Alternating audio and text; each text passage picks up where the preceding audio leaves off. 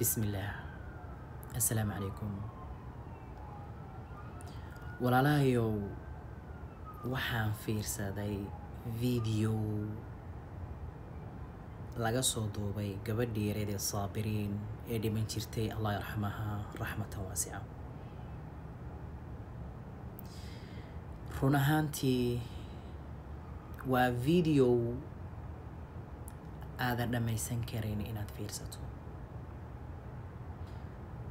waa video qof walba oo insaanimo ama islaanimo qalbigiisa ay ku jirto uusan dhammaysan karaynin.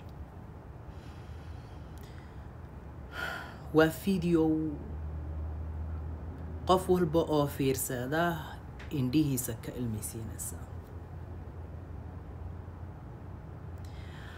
ma garanayo dareenka nagu jira waxa ka qaaday qofta waxa sameynaysa. waxa is oranaysaa qofta waxa sameysay islaanimo xataa sal iyo raad kuma lahan. waa axmaqad, waa amxaaro bas oranaysaa. yani xaasidnimada iyo xiqdiga ku duugan gabadhaas. haddana saasoo ay tahay gabadha hooyanimo way soo martay, ilmay dhashay, waliba saan maqlay maqaan xaqiiq run iyo been waxay tahay ilmeedu mataana xataa yihiin. hooyanimo way soo aragtay, dareenkii hooyanimo way soo martay, naxariistii hooyanimo way soo aragtay oo ilmaheeda kula dhaqantay. ma garanayo ilaa hadda wax u diiday gabadha yartay miskiinta ee danta iyo gaajadii duruufta u keentay xiqdi iyo xaasidnimo ay u qaado. xataa hadday anfici weyday may dadkeedii u celiso ay ka keensatay. maxay u dilaysaa? yaa u baneeyey inay disho? yaa u baneeyey inay ciqaabto? miyaysan ka cabsanaynin ciqaabtan ay marisay mid ka badan oo ka xanuun kulul in ilmaheeda la mariyo? miyaysan ka cabsanaynin? maxaa hadda xal waa maxkamadda hadday toogasho ku xukunto soo ilmaheedu wadada iyo waddo ka xun ma marayaan? waxaan oran lahaa gabadhan waxaan samaysay, waxaan oran lahaa jaanisku maanta kuu furaya, ilaahay u laabo, maxkamaddana ka dalbo in toogasho lagugu xukumo oo gabadha yar lagu qisaaso, si adigoo dembigan ka nadiifa aad ilaahay maalinta qiimo ula kulanto.